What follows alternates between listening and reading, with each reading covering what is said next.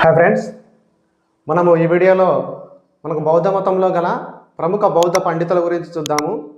మనకు బౌద్ధ మతానికి కృషి చేసినటువంటి పండితులలో మొదటగా ఆచార్య నాగార్జునుడు, నెక్స్ట్ బుధఘోషుడు, అశ్వఘోషుడు ఇలాంటి వారు కొంచెం ప్రముఖంగా ఉన్నారు. వాటిలో ముఖ్యమైన వాడు ఆచార్య నాగార్జునుడు. చాలా ఇంపార్టెంట్. ఆచార్య నాగార్జున గురించి గతంలో చాలా క్వశ్చన్లు అడిగారు ఎగ్జామ్స్లలో. మనము మ్యాక్సిమం ఆల్మోస్ట్ అన్ని టాపిక్లు ఇంపార్టెంట్ టాపిక్లు డిస్కస్ చేశాము. వీటి తర్వాత జైన బౌద్ధ మతం గురించి గతంలో అడిగినటువంటి క్వశ్చన్ పేపర్ ఎక్స్ప్లెనేషన్స్, అలాగే మోడల్ క్వశ్చన్ పేపర్ కూడా చూద్దాము. ఇప్పుడు ఆచార్య నాగార్జున గురించి. ఇతను యజ్ఞశ్రీ శాతకర్ణి యొక్క సమకాలికుడు. ఇతను ఆంధ్రాలోని వేదలి గ్రామంలో జన్మించాడు. ఇది ఆంధ్ర ప్రాంతంలోని వేదలి గ్రామంలో జన్మించాడు. ఇతనికి గల బిరుదులు: రెండవ బుద్ధుడు అని పిలుస్తారు, ఇండియన్ ఐన్స్టీన్ అని కూడా అంటారు, ఇండియన్ మార్టిన్ లూథర్ అని కూడా అంటారు. ఇతను మహాయాన రూపకర్త. మహాయానంను రూపొందించి అభివృద్ధి చెందించినవాడు ఆచార్య నాగార్జునుడు. ఇతని యొక్క రచనలు: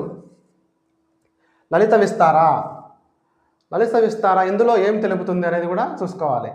ఇది బుద్ధుని చరిత్ర, జీవిత విశేషాలను తెలుపును. దీనిని మహాయాన బౌద్ధానికి బైబిల్ లాంటిదిగా, లలిత విస్తార అనేది మహాయాన బౌద్ధానికి బైబిల్ లాంటిదిగా వర్ణిస్తారు. బుద్ధుడిని నారాయణ మహాపురుషుగా కూడా అభివర్ణిస్తారు. ఈ లలిత విస్తార గురించి బాగా చూసుకోవాలి, ఇంపార్టెంట్. నెక్స్ట్ కరాంద వ్యూహ, అవలోకితేశ్వర బోధిసత్వాల గురించి ఇందులో తెలుపుతుంది. నెక్స్ట్ సుభావతి వ్యూహ, అమితాభ గురించి తెలుపుతుంది. సుదర్శ పుండరీక, ఇందులో మహాయాన బోధితత్వం గురించి తెలుపుతుంది. మనకి తన యొక్క రచనలు 4 ఉన్నాయి. ఇందులో లలిత విస్తార కొంచెం ఇంపార్టెంట్, గతంలో అడిగాడు. మిగతావి కూడా అడిగే అవకాశం ఉంది, చూసుకోవాలి. అలాగే తన గ్రంథాలలో సుహృలేఖ, ప్రజ్ఞాపారమిత శాస్త్ర, మనకు గతంలో సుహృలేఖ గురించి అడిగాడు. రస రత్నాకర, 4th మాధ్యమిక కారిక, 5th ఆరోగ్య మంజరి.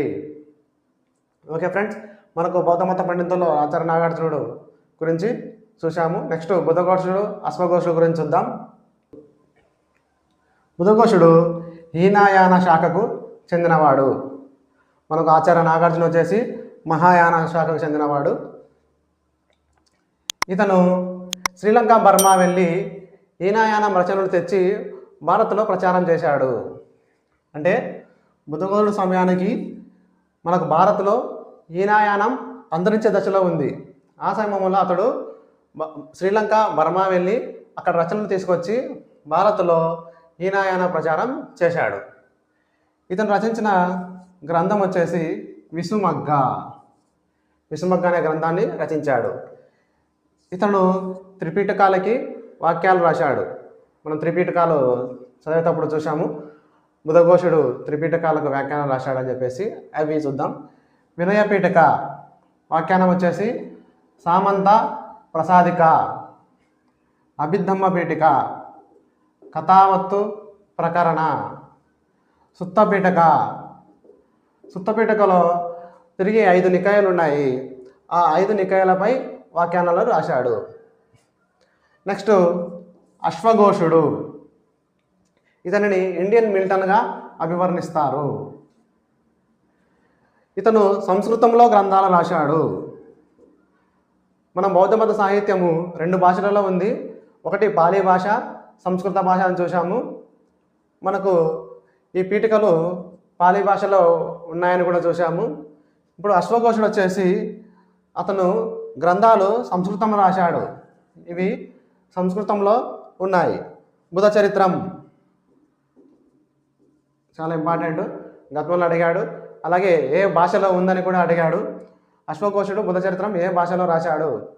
సంస్కృతం. ఓకే. నెక్స్ట్ సౌందరనందనం. థర్డ్ వచ్చేసి శౌరీపుత్ర ప్రకరణం. ఓకే ఫ్రెండ్స్, ప్రముఖ బౌద్ధ పండితులు చూశాము. నెక్స్ట్ మనము జైన మతం, బౌద్ధ మతంలోని గతంలో అడిగినటువంటి question papers, previous questions explain చేద్దాము. ఓకే ఫ్రెండ్స్, మన ఛానల్ని సబ్స్క్రైబ్ చేసుకోండి. అలాగే మన వీడియోను లైక్ చేయండి. లైక్ చేయడం ద్వారా కాంపిటేటివ్ ఎగ్జామ్ ప్రిపేర్ అయ్యే వాళ్ళందరికీ చేరుతుంది. Okay, please subscribe.